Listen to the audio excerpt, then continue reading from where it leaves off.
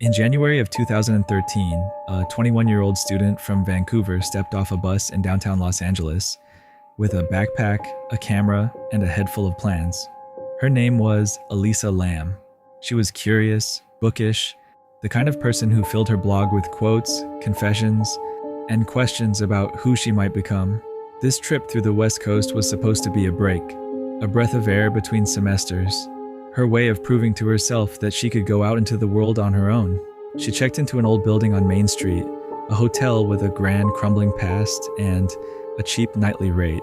To her, it was just a place to sleep while she explored museums and bookstores, to sip coffee in unfamiliar cafes and scribble in her journal.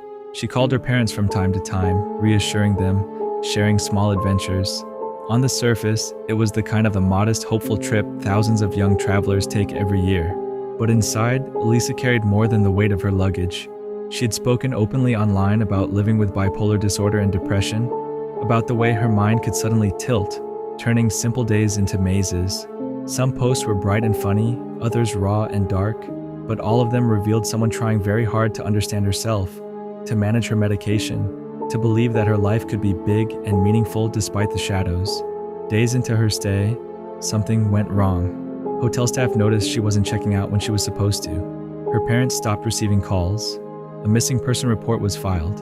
And suddenly this quiet young woman, who had once written about feeling invisible, became the center of an urgent search in a city that barely knew her name. Police canvassed the area, searched the hotel, asked for tips. Then they released security footage from an elevator. Elisa stepping in, pressing multiple buttons, peering anxiously into the hallway, moving in and out of the frame with the gestures that people would later replay 1,000 times. To investigators, it was evidence from a critical window of time. To the internet, it became something else entirely. The video raced around the world.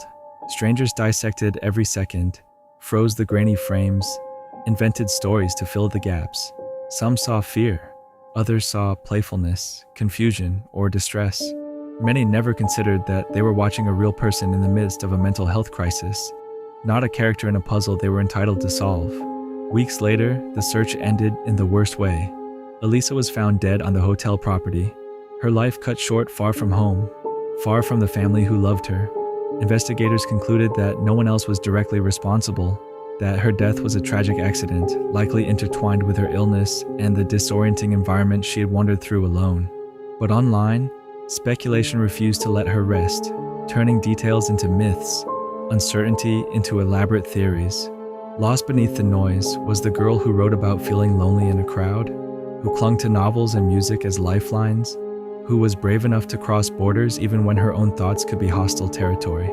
She wanted what so many people want at 21, to feel better, to see the world, to come home with stories that proved she had been there. Elisa Lam's story is not just a mystery in a hotel.